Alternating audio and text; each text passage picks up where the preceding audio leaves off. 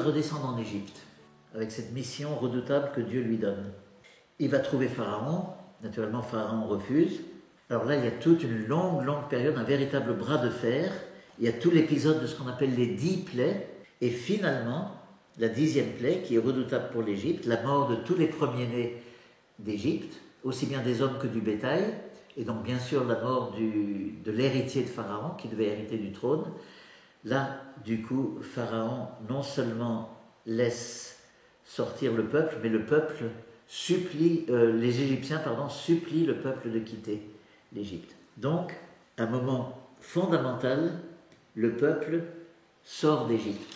En hébreu, c'est ce qu'on appelle la Pessah, c'est-à-dire la Pâque, c'est-à-dire le passage. Le passage de l'esclavage à la liberté, peu à peu. Donc ils quittent la maison d'esclavage et ils vont se diriger peu à peu vers la terre promise, que Dieu avait promise déjà à Moïse dès le buisson ardent. Je vous ramènerai sur la terre que j'ai juré de donner, le serment, juré de donner à vos pères, Abraham, Isaac et Jacob. Donc le but, ce sera d'arriver en terre promise. Dans cette sortie d'Égypte, un élément que nous ne devons pas passer sous silence, c'est le passage de la mer Rouge. Là, de nouveau, alors Pharaon se ravisant, voyant que le peuple lui échappe, mais vraiment complètement, le poursuit, et ils arrivent à la mer Rouge. Les eaux se séparent sur l'ordre de Moïse, il étend son bâton.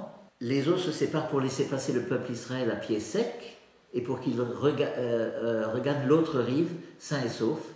Et quand les Égyptiens, les ennemis, veulent leur poursuivre, les eaux se réunissent à nouveau, refluent, et puis elles engloutissent Pharaon et toutes ses armées.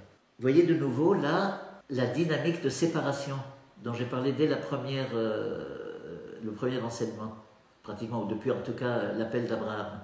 La séparation là aussi, les eaux se séparent. Il y a là à la mer Rouge une séparation définitive du peuple d'Israël, du peuple élu par rapport à ses ennemis, par rapport aux païens, par rapport aux nations. Et donc c'est évidemment, vous le savez, mais ça c'est toute la tradition de l'Église qui le dit, y compris la liturgie, et nous le chantons pendant la vigile pascale, c'est un symbole du baptême, c'est une annonce du baptême. La mer Rouge, c'est vraiment nous qui quittons l'esclavage du péché, de la mort et du démon, l'esclavage par rapport à Satan. Nous sortons d'une certaine façon du danger de la mer Rouge, tandis que les eaux du baptême engloutissent ce qu'il y a en nous, ce qu'on appelle le vieil homme, l'homme pécheur, et engloutissent bien sûr toute l'œuvre de Satan en nous. Donc il y a tout un symbole du baptême par rapport à la mer Rouge. Et de nouveau encore cette dimension de séparation. Quoi qu'il en soit, cet épisode est absolument fondateur de l'histoire d'Israël.